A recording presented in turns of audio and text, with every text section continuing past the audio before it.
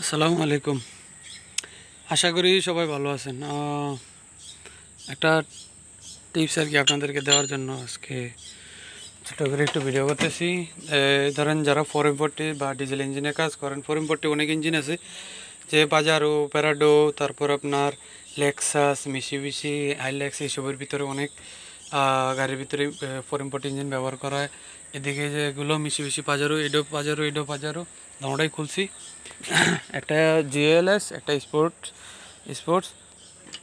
So 4M40-র ভিতরে যে আপনার এই অনেকই আর কি, আমি বেশিরভাগ অনেকভাবে অনেক মেকানিকের কাছে কমপ্লেন পাইছি যে জিনিসটা তারা এই ডিজেল পাম্পে যে টাইমিংটা ওটা মিলাতে পারে না, যার কারণে গাড়ি স্টার্ট হয় না বা কিছু এগুলিলে খুব সমস্যায় পড়তে হয়।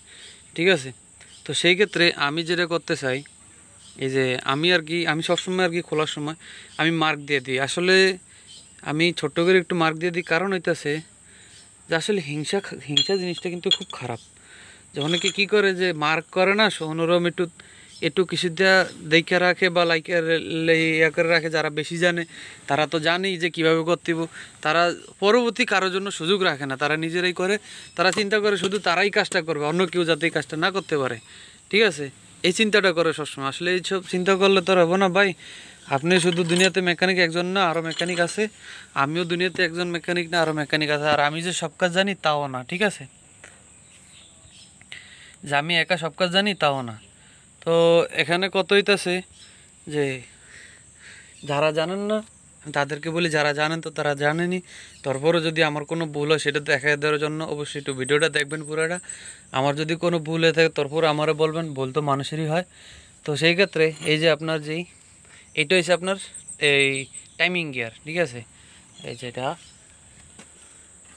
ঠিক আছে, এটা এই যে এই জায়গায় এটা হচ্ছে টাইমিং গিয়ার। এটা আমি ওই গাড়ির ইঞ্জিন নামাইছি, এটাও ইঞ্জিন নামাবো, তবে দেখালি কাস্টমারের সাথে কথা বললে কনফার্ম করে নামাবো। এটা ইঞ্জিন না নামাইছি তো সেই কারণে এটার কি এটা টাইমিং গিয়ারটা আমি আপনাদেরকে দেখাইতেছি। দুটোটা একসাথে কাজ করতেছি।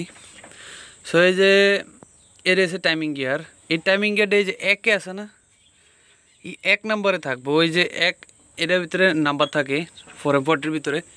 একটা গিয়ার ভালো করে দেখাই। ধরেন এটা হচ্ছে আপনার টাইমিং গিয়ার, যে মেন ক্রেন সাপের তনে পরে মেন টাইমিং গিয়ার এটা। এই যে টাইমিং গিয়ারটা আছে না, এই যে টাইমিং গিয়ার 1-এর ভিতরে, এটা কিন্তু আপনার যে মেন ক্রেন সাপের টাইমিং গিয়ারটা, এই যে সামনে যে টাইমিং গিয়ারটা দেখা যাইতেছে ক্রেন সাপের লগে, এটার লগে ফিটিং হবো। ঠিক আছে, এটা ফিটিংয়ের টাইমিংটা আপনি টপে আনবেন। ঠিক আছে, আপনার এই পিস্টন 1 নম্বরটা টপে আনবেন। পিস্টন 1 নম্বরটা টপে আন না, যদি আপনার কোনো কারণে ভুলবশত যদি এই ওই পাম্প পুলি আপনি মার্ক করেন নাই বা আপনি জানেন না কতটুকু ছিল, কীভাবে ছিল, যদি আপনি না জানেন, ভুলবশত যদি হয়ে যায় যে মার্ক নাই, দেখতে পাইতেছেন না কীভাবে কী করবেন, সেক্ষেত্রে আপনি শুধু এইটারও টপে রাখবেন। ঠিক আছে, এই যে পিনটা, পাম্পের যে পিনটা, এই পিনটা টপে রাখা ফিটিং করে দেবেন। ঠিক আছে, সোজা ফিটিং করবেন, সোজা, একটু বেকাতারা না। তারপর আপনার এই যেদিকে পাম্পের এদিকে অ্যাডজাস্ট আছে, এই যে পাম্পের এগুলো কিন্তু অ্যাডজাস্ট। ঠিক আছে, এদিক থেকে উপরে নিচে করে দিবেন। এই দুইটার লুজ দেওয়া আপনি কিন্তু পাম্প ঘুরাইতে পারবেন, সামনে পিছে পাম্প ঘুরাইতে পারবেন। এদিক যেটুকু হয় কম আর বেশি একটু অ্যাডজাস্ট করে দিবেন। বাকি আরও অ্যাডজাস্ট আছে, আমি সব কাজ দেখাইতেছি না, এতটুকু আপাতত দেখাইলাম। এই জিনিসটা করলে হয়তো আপনার জিনিসটা আর ভুল হইব না। তো এর আগে তো যারা করছিল তারাও মার্ক করে নাই, তারা চিন্তা করছে হয়তো আবার আগামীতে যদি কোনো সময় সমস্যা হয়, কাজ হয়, তাদের কাছে নিয়ে যাব। এতে তাদের কাছে তো গেল না, আসলো আমাদের কাছে। তো আমি জানি বিদায় আমি এভাবে বললাম, করে দিলাম। কিন্তু অনেক আছে জানে না, সেই ক্ষেত্রে গাড়ির কাজটা খারাপ হইব। একটা গাড়ির কাজ বা ইঞ্জিনের কাজটা খারাপ হলে অনেক খারাপটা লাগে।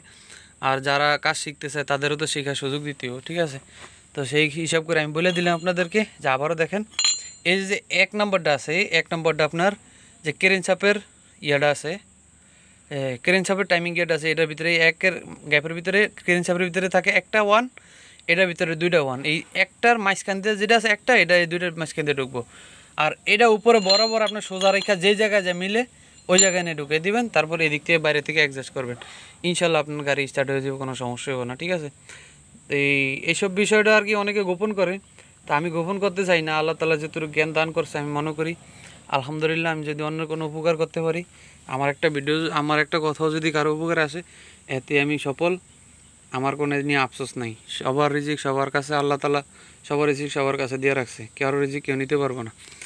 সো এইসব ইঞ্জিন বেশিরভাগ পাজারো গাড়িতে হয়, লেক্সাসে হয় আপনার, সরি লেক্সাস না, এই হাইলেক্সে হয়, হাইলেক্স পাজারো এইসব গাড়িতে হয় আপনার, এই মিশিবিশি এই ভ্যানের ভিতরে হয়, এইসব গাড়ির ভিতরে হয়, ঠিক আছে। তা আবার অনেকে কবিলকোর ভিতরে ব্যবহার করে, বেকুর ভিতরে ব্যবহার করে এই ইঞ্জিন।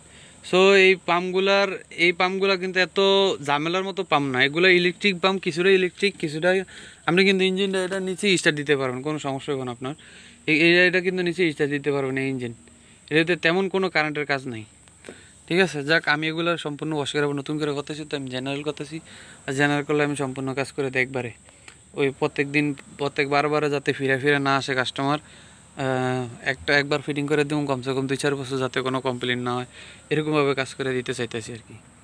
তো এটা আর কি আপনাদেরকে আমি বলে দিলাম, এই জিনিসটা খেয়াল রাখবেন যে যদি আপনার টাইমিং আপনি মার্ক করতে ভুলে যান, আপনার টাইমিং হারিয়ে ফেলান, সেই ক্ষেত্রে আপনি এই কাজটা করবেন যে এটার ভিতরে 2টা ওয়ান আছে, এটা হচ্ছে টাইমিং চেন গিয়ার, আর ক্রেনের ভিতরে যে গিয়ারটা আছে ওইটার ভিতরে একটা ওয়ান আছে। এই ক্রেনের ওয়ানটা এটার ভিতরে 2টা ওয়ানের মাঝখান দিয়ে ঢুকবো। তারপর আপনার পিস্টন টপে রাখে, 1 নম্বর পিস্টন টপে রাখে, এটা হচ্ছে আপনার পাম্পুলি, ঠিক আছে, এই ইঞ্জেকশন পাম্পুলি। এই ইঞ্জেকশন পাম্পের ভিতরে আপনি এটা সোজা টপে রেখে ফিটিং করে দেবেন, আপনার ইনশাআল্লাহ গাড়ি ওকে হয়ে যাবে, স্টার্ট হয়ে যাবে, কোনো সমস্যা হবে না। ওকে, ভালো থাকবেন সবাই। যদি আমার কোনো ভুল ত্রুটি হয়ে থাকে তো অবশ্যই কমেন্ট দিয়ে দেখবেন, মানুষ মাত্রই ভুল। আর অবশ্যই আপনারা আমার ভিডিওটি শেয়ার করবেন, চ্যানেলটি সাবস্ক্রাইব করবেন, লাইক কমেন্ট করবেন, আপনারা কমেন্ট করলে ভালো লাগে, আর অন্যকে শেখার সুযোগ করে দেবেন। কী বলবো, আমি যতটুকু সম্ভব আমি আপনাদেরকে চেষ্টা করি আপনাদেরকে টিপস দেওয়ার জন্য, ঠিক আছে। ভালো থাকবেন সবাই, আসসালামু আলাইকুম।